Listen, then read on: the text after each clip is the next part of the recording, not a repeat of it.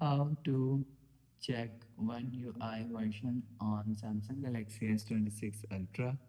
So let's start the video. First of all, go to App Library. So here click on Settings App, 9 Setting, scroll down and click on About Phone.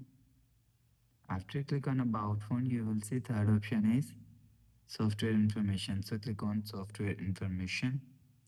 You will see first option is One UI version. So if you want to check One UI version, so click so click on One UI version. So after check One UI version, go back to home screen, refresh phone. So that's how you can check One UI version on Samsung Galaxy S26 Ultra.